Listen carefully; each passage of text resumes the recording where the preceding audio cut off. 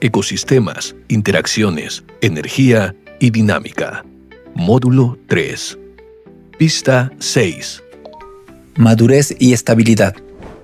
La estabilidad es la tendencia de un ecosistema a mantener su sostenibilidad, es decir, mantener a largo plazo el suministro de sus servicios ecosistémicos, producción de alimento, captura de carbono, fertilidad del suelo. La madurez o clímax de un ecosistema es el estado ideal o punto máximo de desarrollo que puede alcanzar al término de la sucesión de una comunidad. Es decir, un ecosistema se considera maduro cuando su comunidad está en su fase clímax. Se caracteriza por lo siguiente: diversidad biológica. Tiende a tener una alta diversidad de especies, plantas, animales, hongos y microorganismos, debido al desarrollo de una red compleja de interacciones entre las diferentes especies, aumentando el número de niveles tróficos. Estructura y estratificación. La organización de las especies se da en diferentes estratos o niveles, desde el dosel superior de árboles hasta el sotobosque y el suelo, proporcionando así diferentes nichos ecológicos y contribuyendo a la estabilidad del ecosistema. Ciclos de nutrientes. Los nutrientes se reciclan continuamente a través de la descomposición de materia orgánica y la absorción de nutrientes por parte de las plantas. De esta manera, los nutrientes están disponibles para todas las especies y se evita la acumulación excesiva o la escasez de los mismos. Resiliencia.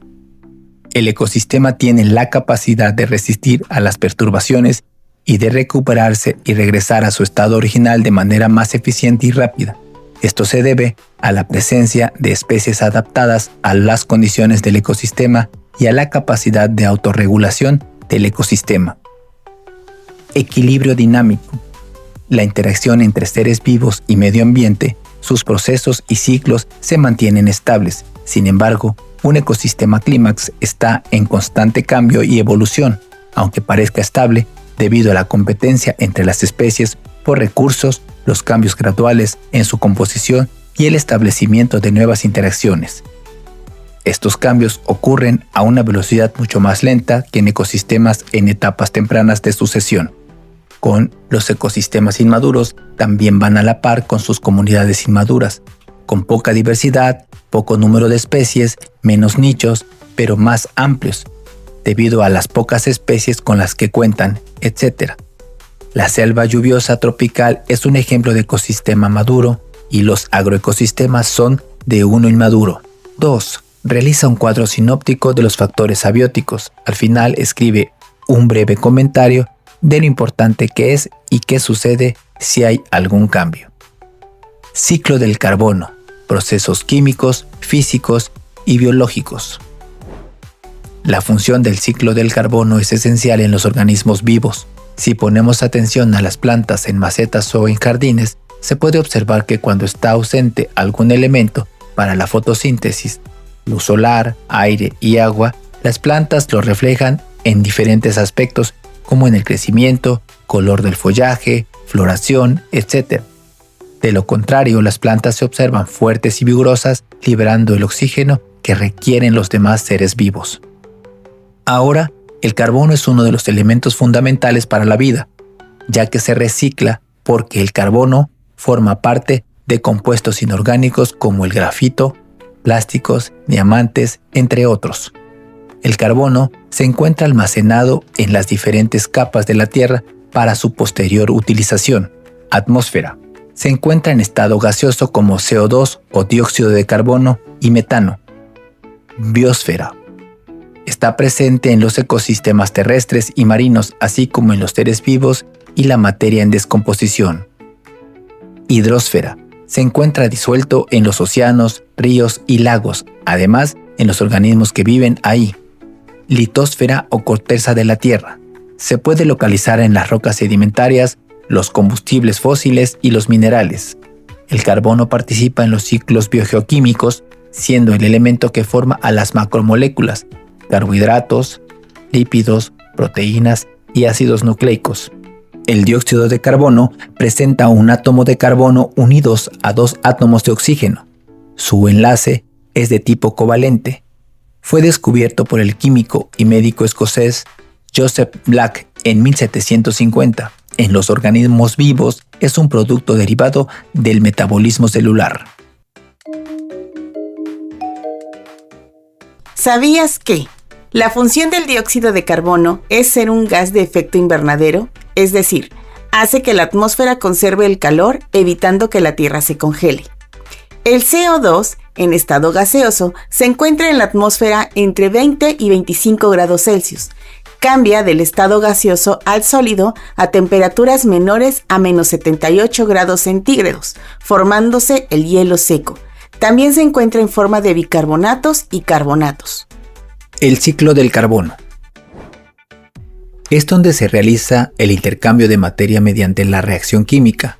Fue descubierto por los científicos Joseph Priestley y Antoine Lavoisier. El dióxido de carbono atmosférico proviene de restos orgánicos de carbono y petróleo, de la quema de combustibles fósiles, de la combustión de vegetales, del vulcanismo y de la respiración de los productores, consumidores y descomponedores. Posteriormente, el carbono es utilizado por las plantas por medio de la fotosíntesis, llegando a la biosfera terrestre y a los océanos. También se menciona que el dióxido de carbono pasa de forma directa a la atmósfera, a los océanos, ríos y lagos. En la figura 3.20, el carbono se encuentra circulando por todo el medio natural, llegando a los organismos vivos y posteriormente regresa a los depósitos de almacenamiento. Este proceso de reciclaje se da por medio de la fotosíntesis y de la respiración.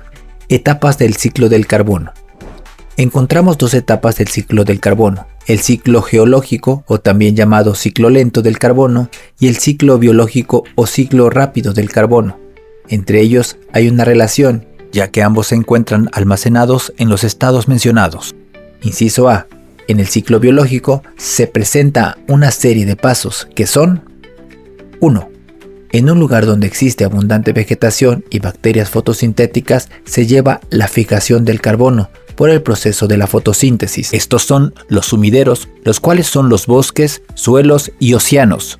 2. Los organismos vivos mediante la respiración liberan el dióxido de carbono. Hay que mencionar que el carbono sigue su trayectoria en la cadena trófica terrestre y acuática, regresando a la atmósfera por medio de la respiración. 3. Durante el proceso de descomposición de los diversos organismos, se libera el carbono a la atmósfera o es absorbida por otros organismos en la Tierra. B. En el ciclo geológico o lento del carbono, presenta el siguiente proceso. 1. El carbono se fija por medio de la fotosíntesis y es almacenado en los sumideros. Tarda miles o millones de años en incorporarse al ciclo del carbono. 2. Con la muerte de los organismos, una parte del carbono que liberan reacciona con otros compuestos o elementos, dando como resultado el carbono mineral, el cual sedimenta y posteriormente crea los combustibles fósiles. 3. El carbono sigue reaccionando. Posteriormente se libera nuevamente a la atmósfera en dióxido de carbono o CO2. 4. En la actividad minera, las fábricas, los medios de transporte y la deforestación aceleran el proceso del ciclo del carbono mediante las emisiones de dióxido de carbono y metano. Sin embargo, con el tiempo, el ser humano ha influido en el ciclo del carbono, modificando su función, ya que al haber más acumulación del dióxido de carbono que liberan los combustibles fósiles y la deforestación, están ocasionando el cambio climático, provocando temperaturas altas y por consiguiente la alteración en los ecosistemas terrestres y acuáticos. Apliquemos lo aprendido. 1. ¿En qué forma se presenta el carbono en la atmósfera, en la hidrosfera y en la litosfera? 2. Describe el proceso del ciclo del carbono. 3. ¿Cuáles son los tipos del ciclo del carbono? 4. ¿Qué son los sumideros? 5. ¿Cuál es una fuente de carbono peligrosa para el planeta? Fin de la pista.